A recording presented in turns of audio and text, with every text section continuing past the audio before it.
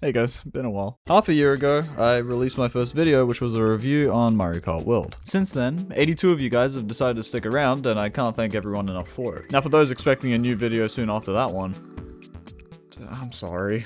But university scheduling, general indecisiveness, and perfectionism aside, the main reason why I have been struggling to put out a video since then was because I haven't been able to finish a script without realizing I've just said the same thing over and over and over again. And I just didn't find it interesting enough or worthwhile to make a full review on any of these games, since pretty much everyone has said the exact same thing. It just boiled down to this is good, this is bad, and what the fuck. So to finally fulfill my promise of getting a video out in early 2026, I hope, I've summarized my critiques on 3 of Nintendo's biggest game releases in 2025. So I'll be starting with Donkey Kong Bonanza before moving on to Pokemon Legends ZA and ending with an updated review on Mario Kart World because no, I'm not done with you.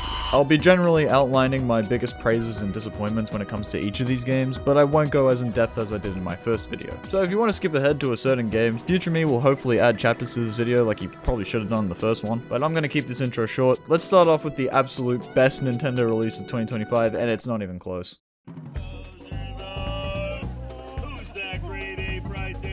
Donkey Kong Bonanza is single-handedly one of the greatest Mario games I've ever played. Sorry, did I say Mario? Oh good, I was just making sure. After over a decade of waiting, Bonanza comes out to a meteoric success as the next mainline installment in the DK franchise. A franchise that constantly seems to not know what the hell it's doing, but trucks along anyway, knowing that everyone loves the funny monkey. It got a Game of the Year nomination, constant 10 out of 10 appraisals, and even DLC. Which I didn't play. But the base game itself is nothing short of absolutely phenomenal on all fronts. The gameplay, the music, the visuals, the level design, even the story for as little as a needle pusher as it is. This is truly the Mario Odyssey 2 we never got. Yeah, so it's no surprise that the same team of developers behind one of, if not the greatest Mario game of all time, well, who said that, is also in charge of reviving the DK series after an 11-year-old hiatus. And the first 3D installment for the franchise since this. But thankfully, the series was put into the safe hands of whoever these developers are. They genuinely move and operate like a shadow agency. They only seem to come out when a new console is being released and Nintendo need a 10 out of 10 platformer to sell the system. Look, they've done it twice now. I'm just saying, at this rate, the Switch 3 will have a Legends of Zelda platformer. I'm just saying. Donkey Kong Bonanza is a gorgeous looking game for the Switch 2. But when you compare it to its quote-unquote predecessor, you'll notice a couple key differences. One is obviously its HUD and UI looking much different and reminds me more of Breath of the Wild than anything else.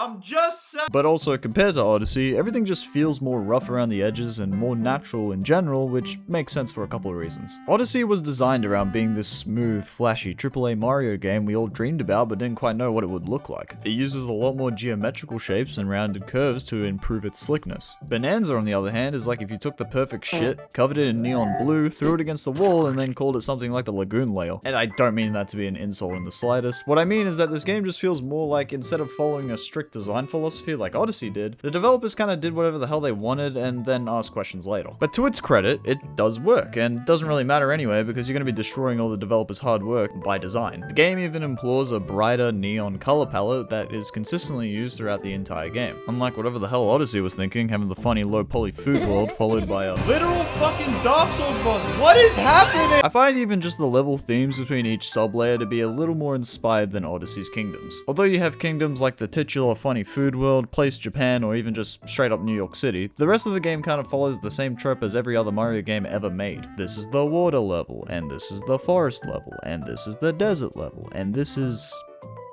Okay, you got me on this one. But Bonanza does a cool thing where the deeper down you go within some of the bigger sub-layers, the more you realize it doesn't ever really stick to one trope. This isn't just the desert level, this is also home to an underground mining facility. This isn't just the forest level, it's also a poisonous wilderness with a hotel in the heart of it all. This isn't just the ice level, the deeper down you go it also becomes the hell level. And then obviously you got some standouts like the Tempest layer, the Radiance layer, the motherfucking Diddy Kong Racing layer. Are you kidding me?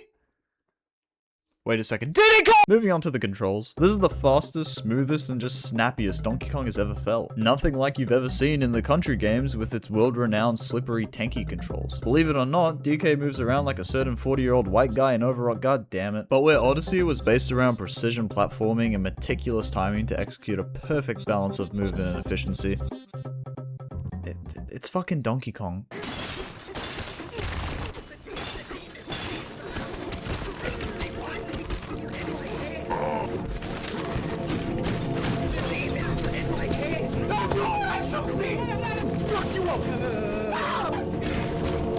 Odyssey's controls are very beginner friendly, where if you really think about it, you pretty much only had 4 buttons. Run, jump, crouch, and throw Cappy. But similar to 64, no, not that one, where the game takes most of its inspiration from, using these 4 options in combination with one another gives you a plethora of different outcomes. Long jump, backflip, roll, dive, cap bounce, side flip, spin jump, move after move after move, conducted by timing each of your 4 inputs to create one of the freest platformers ever conceived. Now let's take a look at Bonanza's controls. What is this, Balan's Wonderworld? You got your jump, a roll, a grab, a whistle, a hand slap beating your chest, 3 different directional punches, you are monkey. And the best part is, you can spam everything. There are no limitations, no cooldowns. DK will throw fists and brute force levels like there's no tomorrow, and you will do nothing but sit there and watch in awe. But on top of everything else you're able to do as DK, every impact, every enemy, every landscaping job you do has this satisfying crunch to it. But that's not all. In true 3D Mario fashion, DK has his gimmick of the game. In this case, transformations. Just like Mario had Flood in Sunshine or Baby Luma in Galaxy 2, God rest their souls, DK has Pauline to help him transform into 5 different Bonanza forms using her singing. That's her one characteristic, don't ask why. You can use each of them for a limited time that can be extended with the more gold you grab, which isn't that hard since like New Soup 2, gold is king, and king is Kong. A Donkey Kong. And the absolute best part is, fucking A. You can switch between them freely, use them in combination with one another, making traveling anywhere an understatement. If you had already gotten used to the game's tech and skipping segments by climbing, chunk jumping, surfing, or spin jumping, which I'm like 90% sure is a direct reference by the way, transformations just make movement a little bit easier and more free if you actually just want to turn off your brain for the rest of the playthrough. Well, at least until you get to these sub-areas or ancient ruins in this game, which force you to actually problem solve. Most of the time. Sometimes. Maybe? The only literal difference besides its looks between these rooms and Odyssey's challenge rooms are instead of collecting 2 moons, you collect 3 Bonandiums since the game rewards you for only making it halfway. Pussy. However, there are 4 very special ruins found throughout the game that are instead references to past DK levels in the series. You have one referencing the OG DKC, HUD and all, one based on all the infamous minecart levels, another referencing his debut game from 1981, and even a direct reference to DKC 2 with everyone's favorite internet checkpoint.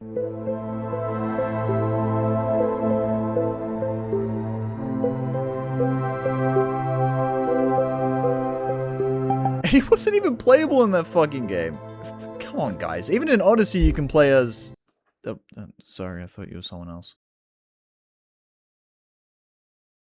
So, ancient ruins are sub-areas, Bonandiums are just moons, and that makes fossils your purple coins. And just like in Odyssey, you can decipher whether a sub-layer is either bigger, smaller, or just a fighting arena by how many fossils you're able to collect. Using said fossils, you can then purchase outfits for both DK and Pauline, which in this game actually has an effect rather than just being a cosmetic. I mean, honestly, it doesn't really impact the game enough to really care about what you wear, but on the other hand, you can look like ice cream. But if you really want my opinion, the best cosmetic by far for me was a fully upgraded treasure tie, since it made 100%ing the game just that little bit faster, especially since it's accessible from the very beginning. Not only do upgrades depend on the size of fossil you collect for your clothing, but DK gets an entire skill tree to unlock. Why the fuck does DK get a skill tree? It's super basic, but for every 5 Bonandiums you collect, you earn a skill point. Use that towards your skill tree, and whoop-de-doo, you're even more broken than before. So, hang on. If Bonandiums are only used for upgrades, then why do I need to collect them? Ladies and gentlemen, potassium deficiency. Unlike Odyssey, where moons are used in order to progress rather than defeating the what should be necessary bosses, as long as you have enough moons... Yeah, he's not fucking around this time. It's the complete opposite for Bonanza, where in order to progress, all you need to do is defeat the boss of that sub-layer. Meaning you can go the entire playthrough without collecting a single Bonandium, and that's not an exploit, that's by design, which I think is awesome. The thing I love the most about both of these games is that you can play them as fast or as slow as you want. You can go and defeat every boss, or go and collect everything available, or just do the bare minimum and beat the game. The Bonandiums that spawn after beating a boss, you simply just don't have to collect them. In Odyssey, you don't even have to do the boss fights, which is hilarious. It's just another way to challenge yourself in case you thought the game was too easy, which... Later on it gets fairly challenging, but blink and you'll miss a boss fight. Except the same doesn't go for unlocking transformations. I'm pretty sure the first one in the game is mandatory, but if you somehow manage to skip collecting any transformations onwards, the game doesn't even make you go back and collect them. At the very end of the game, if you skipped any transformations, there's a cutscene where Pauline just explains how DK went back and saved and helped everyone and got every Bonanza in the span of milliseconds. That's cool. Do you know what rhymes with cool? King K. Rool! Okay, story time. In Odyssey, the story is what you think it is. Reach the end, defeat Bowser, save Peach, get cucked. But, shocker, Bonanza is completely different. Obviously, you can't do the whole kidnapped princess shtick when the one character that could have been the kidnapped princess is constantly on your shoulder singing Chapel Roan, so where do you go from here? Introducing Voidco. You got Grandpa Kong, Cunty Kong, and Gremlin Kong who are here to take all the Banandiums. And for those who might have missed it, just come a little closer.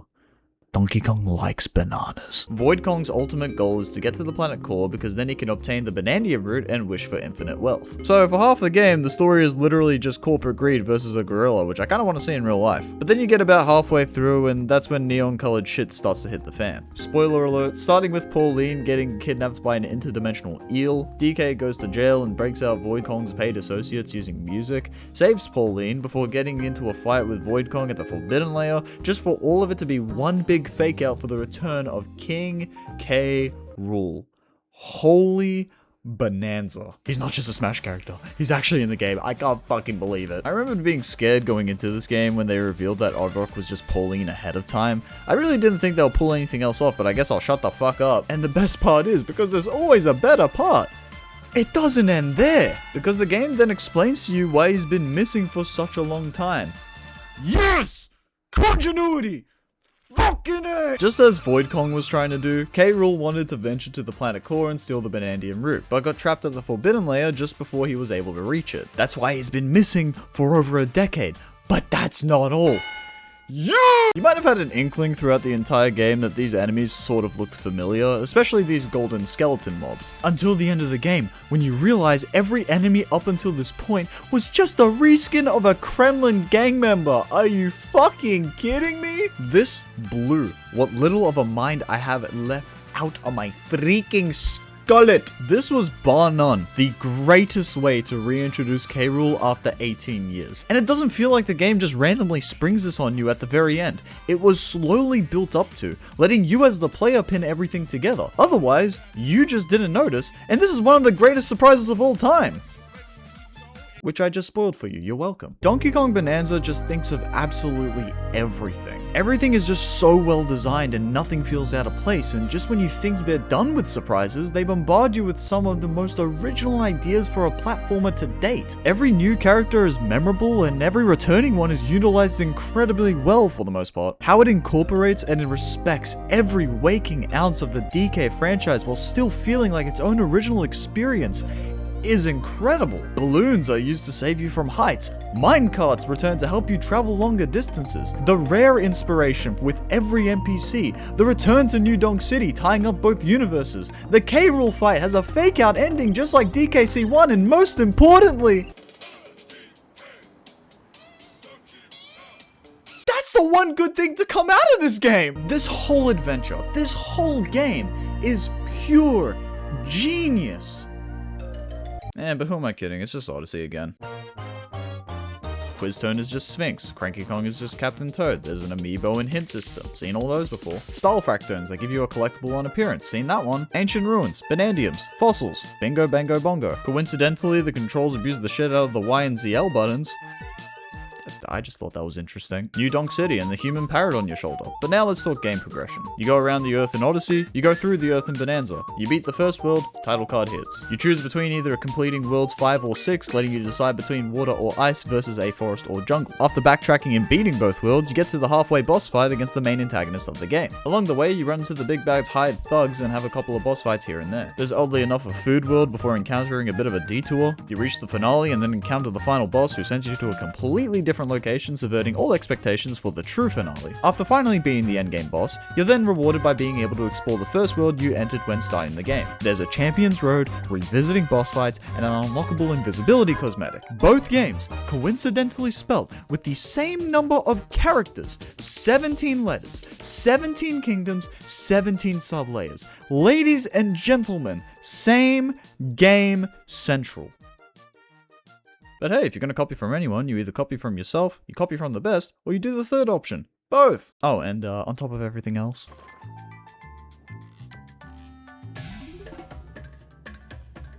okay.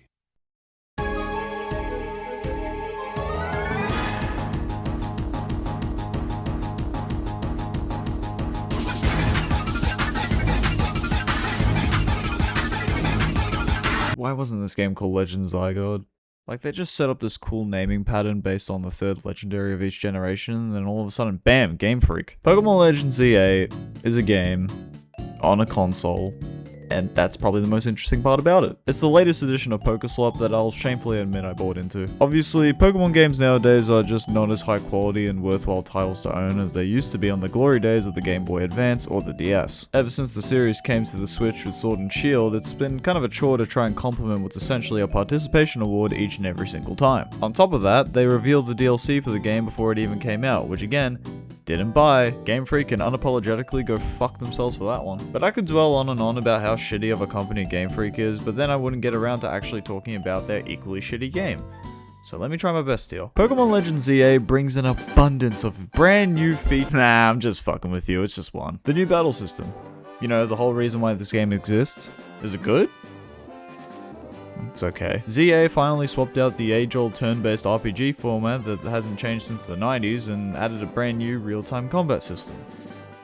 And it's fine. I mean, look, in terms of Pokemon standards, it's a fucking miracle we actually got anything new here in general, but it's not like plenty of other games have done it before. And better.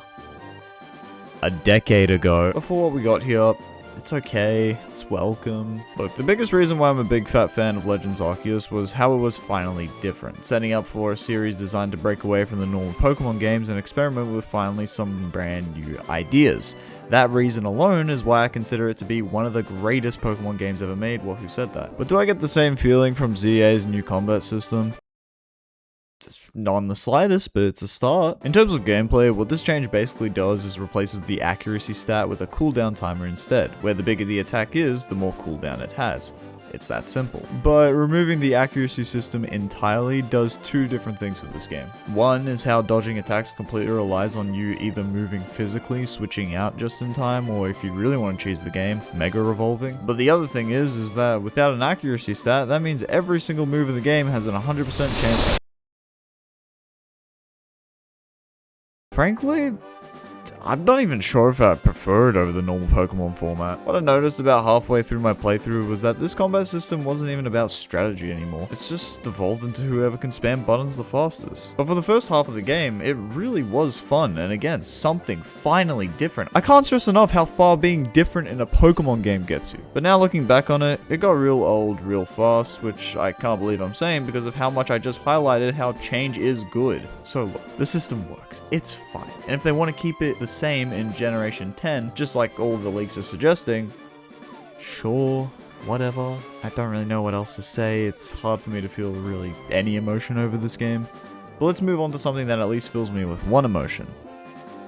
Vexation. This is genuinely the worst starter lineup of all time, which is funny because all they did was replace Cyndaquil for Tepig. This is just another in a long line of cases of Game Freak realizing they just don't have to try anymore. I believe for the most part that Legends Arceus pretty much handled their starters perfectly. Since Game Freak didn't want to commit to making 3 brand new starters as they usually would, typical, the Legend series would instead have 3 starters from 3 different generations, returning from previous mainline games in a sort of mishmashed way. This came in the form of Rowlet, Cyndaquil, and Oshawott, 3 Pokemon we hadn't seen in a base game for a very long time. Already fairly respected picks made even better when they revealed that they would all be receiving new Hisuian exclusive forms just for this game, all of which had different typing, different stats, which I don't really care about, and just their designs were all really solid. If they weren't willing to make 3 brand new starters, this is exactly what I expected them to do. So what the fuck are we doing here? In stereotypical G-Freak fashion, ZA took everything that Arceus alley-ooped and built a brick shithouse out of it. Not only are there 2 Pokemon from the same generation, but they picked from literally the bottom 2 generation trios of all time. Out of 24 options available, they went with 2 from the same game and then Tepig. Why? Okay, but what about their brand new what the fuck? Apart from Mega Emboar, who I've gained so much respect for, my choices are between a toilet lid and a prolapsed anus. In a game where we could have had this, or this, or even just this, we got fucking Chikorita! But I will say, apart from the starters, one thing I will give this game credit for is its Pokedex. Because of the reintroduction of Mega Evolutions, the gimmick that we can all agree is the best one, thus came the return of a lot of fan favorite Pokemon. But this came at the expense of having one of the smallest Pokedexes in the franchise's history with only a total of 230. Technically 306 if you count every single Mega Evolution, but shut up, it's 230. And out of those hundreds, I can only think of one Pokemon no one on the planet will ever use, which is a good thing. I am a firm believer of quality over quantity, and I know this is coming from a guy talking about modern Pokemon, just hear me out. When it comes to a Pokedex having over 400 Pokemon to collect, like Sword and Shield, Scarlet Violet, even Ultra Sun and Ultra Moon with like 800 plus, I don't want to sit there and hunt a Pokemon that I know I will never use in order to 100% the game and finally feel satisfied with my life. I'm mentally ill. So if anything, I can appreciate in ZA that out of 230 Pokemon, that I'm at least interested in the prospect of 229 of them. Watchog. But going back to the topic of Mega Evolutions. They range from Mega Victreebel and Scrafty to... Like, what can I say? These suck. These fucking suck. I don't know what else to say. Oh, fucking Starmie was that grew on me. Like, at first I thought it was fucking ridiculous. This fucking sucks. 50 of the 60 already established Mega Evolutions have finally returned, with the other 10 locked behind a paywall. Let's be honest, we all saw that coming. Something I didn't see coming, however, were the return of Alpha Pokemon from Legends Arceus, which is kinda neat. Upscaled Pokemon with a move they can't obtain naturally, admittedly, is an unnecessary inclusion to this game, but it's here.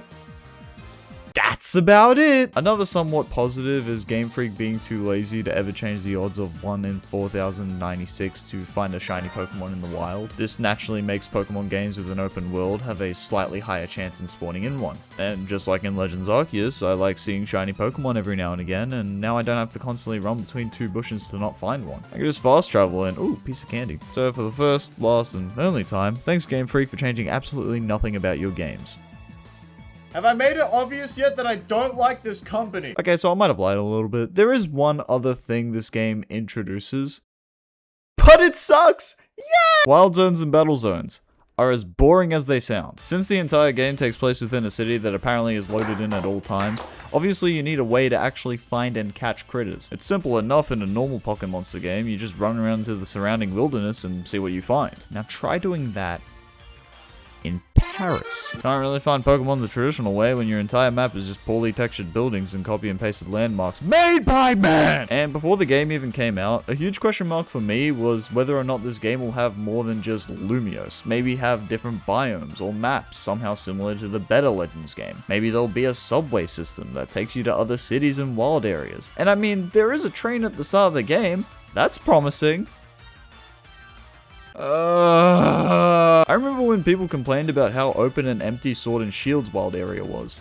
Now divide that entire area by 20. The main issue I have with Wild Zones is that it doesn't leave much room for any creativity here. And it especially doesn't leave any room for different biomes or unique sceneries or anything differentiating them. The only Wild Zone I can think of that was different enough was the snowy one with the ice Pokemon in it. I couldn't tell you what number it was, but it was definitely only one of them. Compared to the good Legends game, and yeah, it's night and day. But speaking of night and day, battle zones. Do I really have to talk about them? They're bad. I'm just going to say they're bad. There's no way around it. It's just grind for the sake of grind. It's the only real way to gain XP or money in that game, and it's designed to just waste your time in the grand scheme of things. Even though story-wise, the whole adventure revolves around this sacred ZA Royale, which is in fact the name of the game. Gee, I wonder how they fucking thought of that one. All it is going around killing everyone, earning a ticket, getting a promotion match, blah blah blah exposition. And then I hope you didn't get bored of it, because guess what? The entire post game revolves around doing it 15 more times. But maybe, just maybe, you get something actually worth your time by the end of it. It's a fucking forward. It's a fucking, no one cares. No one fucking cares. This is what really stopped me from 100%ing the game. I endured pretty much everything I paid for, but I ended up just almost finishing the Pokédex and calling it quits because this is a joke. Alright, let me just get a few more things out there of substance before I give you my grand summary, because yeah, there's really nothing here. I will admit, the character designs are actually really good for the most part in this game. Oh, hi, Emma. As for the main group of friends you're surrounded by, Urbane/Tawny just seemed like whiny brats halfway through, Lita just dances, and I guess Naveen was fine. AZ was hyped up the most, but was so boring. I don't even remember why he's in the game besides... Oh! But I do like how he just owns a hotel. That's fun. Mabel and Emma returning are cool, especially because they weren't able to do the whole ancestor premise like LA did. I kind of wish we got more of this in general. Where the hell is Clement? Vinny is tough as nails, having his megastone in the palm of his hand like Iron Man, but I forgot Jed exists. Corbu? Corbau? And Felipe are just a loan shark and a hired merc, which is an insane premise for a kid's game. He puts Turbane in $1 million debt at the start of the game, then decides to visit their home. He was going to whack them! That is insane! Kanari, as the game tells you to pronounce it, is just the better Iona in every way, and is the most realistic interpretation of a VTuber I've ever seen. She's on Discord all day in the back of a dingy factory, while her grandfather Tarragon does literally everything for her, including the actual VTubing job. Loan sharks and VTubers. Remember when the series was like, gods fighting each other? Yeah, close enough. Ivor and Gwyn are apparently brother and sister. How? No idea. Also, I think Gwyn and Kanari are canonically face high-fiving on the low, but I didn't say that. Apparently, LeBon lost so much to Jacinth that she had to become a maid. Yeah, add that one to the list. Grisham and Griselle are affiliated with Team Flare, but now just own a coffee shop, and oh, hey, look! Lysander! That's pretty dope! Wait, what's his name? L. We're seriously calling him L, okay. Overall, I do think these are some of the more interesting and unique characters we've ever gotten in a Pokemon game, but that's not a hard margin to surpass. And that's the thing, honestly. Any compliment you give this game, you kind of think to yourself afterwards, are you complimenting it in terms of Pokemon standards or as an actual video game? A lot of the things that I hate to compliment this game for are kind of just nothing burgers. It's just that Game Freak have set such a low bar for themselves that I have no choice but to point out these things because that's all there is. The character customization's the best it's ever been, but that's because Gen 9 screwed it up the most. All Collection is a great quality of life improvement, but they could have done that in Legends Arceus. The music is good. They finally added back online features, and for as little as I cared about the story, it was at least a little more interesting than Arceus's. But that's all incredibly low bars. Especially the story one. That's the only thing I can't stand about that game. The story isn't good by Pokemon standards. Jesus Christ. ZA is not a terrible game, but it's not a great one. It's so milquetoast. It's so stock standard. It is not what the Legends series should have been, and I think that's where it falters the most. This is not a Legends game. This is an undercooked mainline game that they couldn't be bothered finishing. And in some aspects, you could say the same thing for Legends Arceus, but I personally found more enjoyment out of that game than I did this. That was the first of its kind. It set the standard for what was meant to be. This series had so much potential, but ZA is just painfully, agonizingly mid. But again, it's not terrible. The biggest compliment I can give this game is that it works. Although egregiously repetitive, even in terms of Pokemon standards, there are some enjoyable moments scattered here and there. I didn't have the absolute worst time. I just have no reason to ever return to this game, which is not great considering how much it cost. But if you still really want to give this game a try, I am begging and pleading, get the Switch 2 version. Do not get the Switch 1 version. It is actually functioning on an Iron Lung. How the hell are they even selling the— oh, that's how.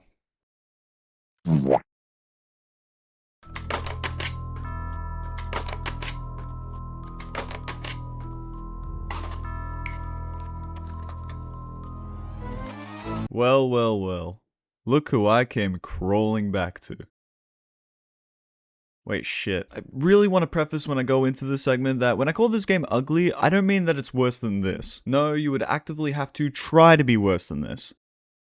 Or is it try and be better? Man, fuck this game! By all means, I still think Mario Kart World is a very good game.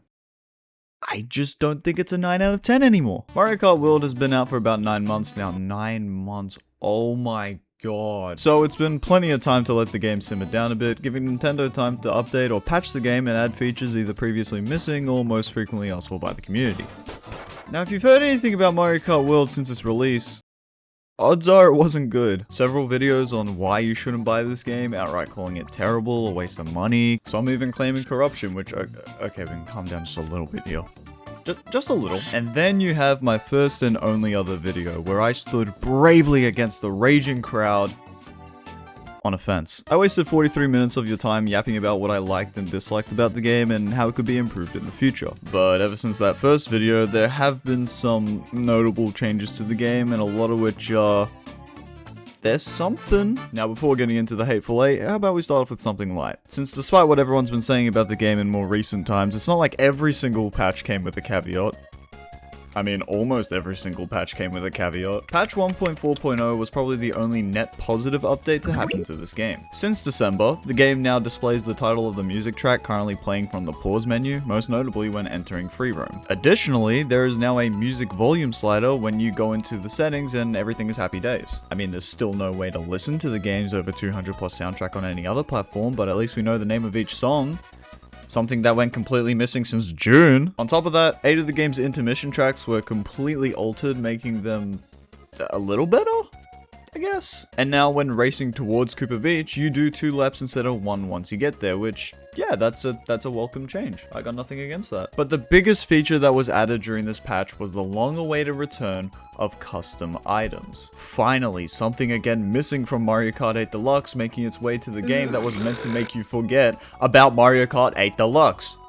Oops. So overall, this update did improve the game. Not dramatically, but it still did nonetheless. However, there is a really small nitpick to the return of custom items I do really want to quickly go over. Don't get me wrong. Bringing back this feature is definitely a pro for the game overall, but because of how MK World is designed, there's actually a really easy exploit you can perform here to unlock every single creature character in the game within just a few races. Creature characters are unlocked by getting hit with a certain item called the Chemic Orb, so yeah, you know where I'm going with this. It randomly changes you into one of the NPC/creature characters scattered across the game's world, and if you've never been that creature before, then congrats, you can now select them straight up from the menu. But with a total of 26 creatures in the game and getting all of them completely relying on RNG, that meant there was always a chance you'd never unlock every character in the game, and that's why even after playing 40 hours, I was still missing the fucking bird that I hate. And before the reintroduction of custom items, the only way you could increase those odds were by racing on certain maps. And then it was just a matter of hoping and praying you would not only get hit by the item, but that it would then transform you into something you've never been before. So you can imagine with someone like myself who doesn't tend to have great luck in these games, this process was and still is extremely tedious. Enter the grace of God. Go into custom items, disable everything except for the Chemic Orb, and then survive. By the end of maybe 3 or 4 races, you'll have every creature character in the game, making what was once borderline impossible to obtain now easier to collect than costumes. Something that could be farmed in less than a few hours, beaten by something that can be farmed in less than a few minutes. And above all else, they're the only collectible element worth collecting, so good for me, I guess. Look, I did complain about how unlockable requirements for anything in this game was just an unbalanced experience. You would either unlock things once in a blue moon or within the next few milliseconds, and it kinda takes away from the whole point of collecting things in a video game. But at the same time, I tried getting this stupid bird for 3 hours. I think I deserve this. But speaking of collectibles, how about we return to our good old friend, Free Roam? A mode that I previously deemed fun but completely useless, and nothing has changed there. Another con I complained about in my last review was the lack of a checklist of some kind as a way to track your progress in Free Roam, as the mode has around 744 things to collect, a statistic that I only know because some sorry employee at IGN just sat there and counted everything one day. But hey, thanks to patch 1.3.0, now you can see these icons on the map that tell you what you've already collected. Look, I'm sorry. This is worthless. This just tells me what I already know, not what I'm aiming towards. So unless you want to still sit there and count every single sticker individually from the main menu and then consult a third-party guide, these collectibles and subsequently this mode is still completely useless. I mean, it's still fun. It's still useless. And then there's the Big Kahuna Burger. The biggest reason why everyone shits on this game to hell and high water, and now I will finally be addressing it in this video. Okay? Happy? Are you happy now? It was something that I joked about mentioning multiple times, but never gave a final verdict to, and for as much as I brought it up, it seems to be everything wrong with Mario Kart World according to everyone online. But the greatest controversy that haunts this game, something that was submerged into the game's design and is an organ that you just can't remove. The biggest issue with Mario Kart World, whether you love him or hate him, is undeniably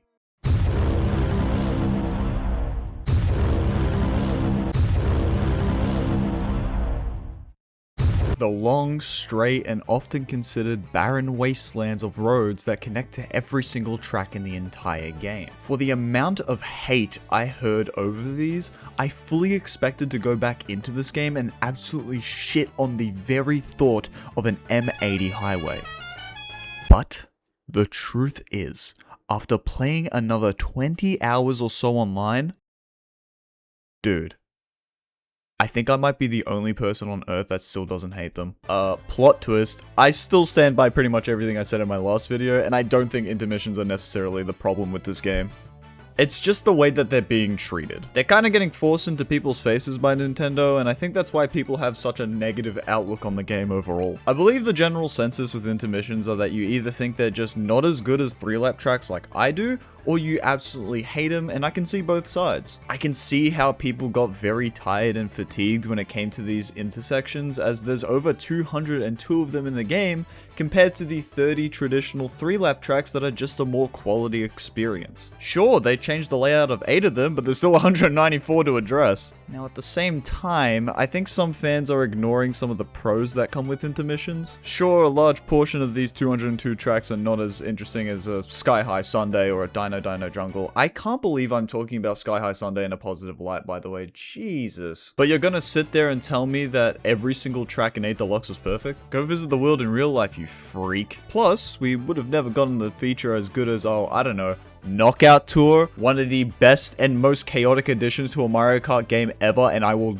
die on that hill. But at the same time, then you have the new Grand Prix formula, which they just shouldn't have changed, and the battle mode still is pathetic, and that's because they buried them into intermissions, so you got some points there. But look, either way, I think we can all agree that 3-lap tracks are just the better experience compared to intermissions when it comes to standard races in Mario Kart. Whether or not you like or dislike them, intermissions are generally considered the inferior way to play Mario Kart World. And all of this was fine as long as players were allowed to play these 3-lap tracks.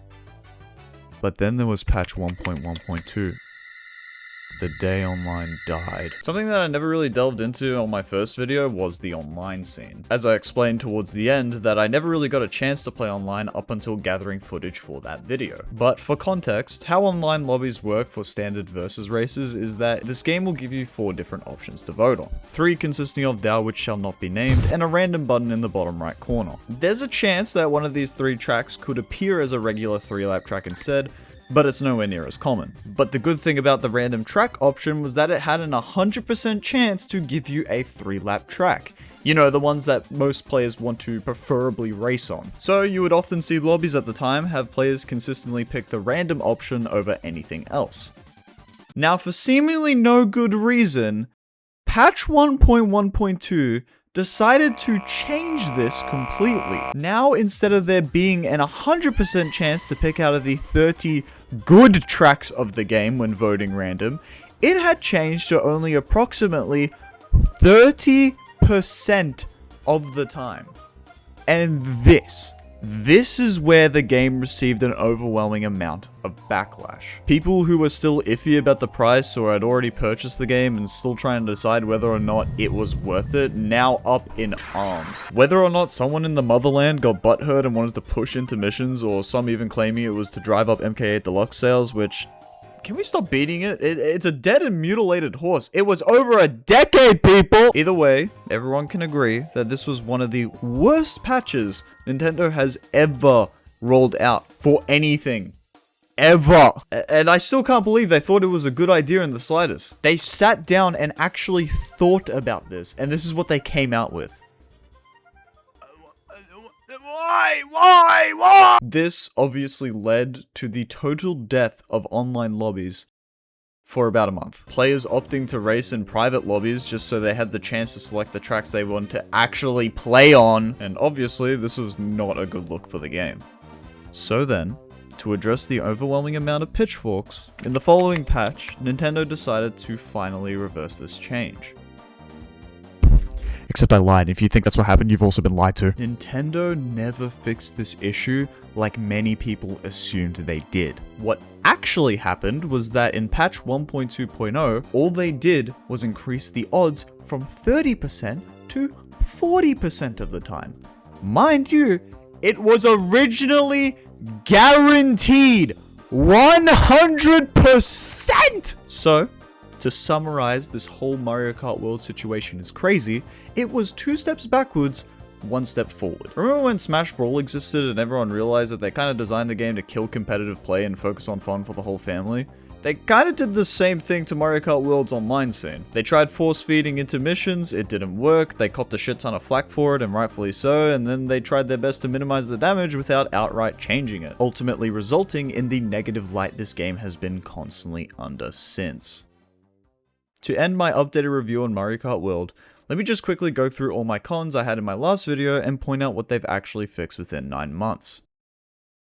And that's the end of that. So in summary, when it comes to the biggest gripes I had about this game, Nintendo have fixed a grand total of absolutely fuck all. Now I did say at the beginning that my opinion since my last video has been changed, and I no longer think this game is a 9 out of 10. So, considering everything, considering the irreparable damage patch 1.1.2 caused, considering how nothing major has been fixed since the game's release, considering that there's still no Diddy Kong, what do I now rate this game from 0 to 10?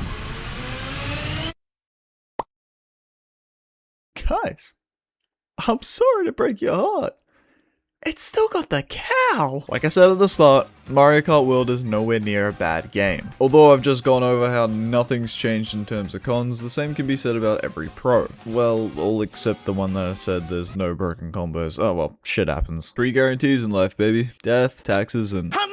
I still think aesthetically and especially conceptually, it's the most unique Mario Kart since Double Dash, which I've actually played now. Thanks, Jesse. Plus again, let me reiterate, I don't hate intermissions. I clearly see where everyone is coming from, but I don't dislike them as much as others do, and that's just my opinion. Look, if it makes you feel any better, I still think 8 Deluxe is the better game. Mario Kart World is definitely one of the most decisive love it or hate it entries in the series, but personally, for the amount of creativity and original content it provides, I'd still consider it possibly the second best game on the system to date. But even I can admit that in the time that it's been since release, I am a little underwhelmed with how the game's been handled by its developers. But at the end of the day, it is still one of, if not the most feature-rich out of any entry in the series, and I would still recommend giving the game a shot and deciding whether or not it was worth it for yourself.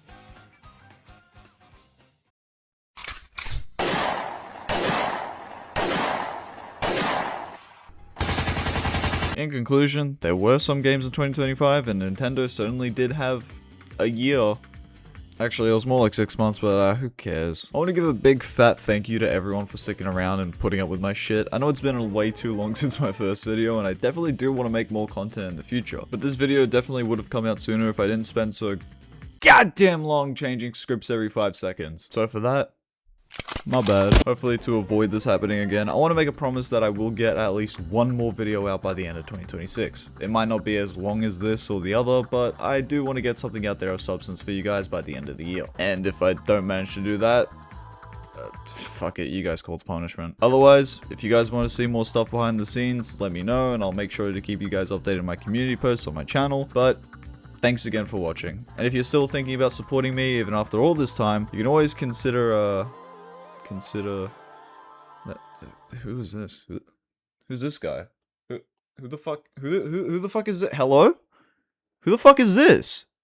Who is this? Who the fuck is this? Who is this? Who the fuck?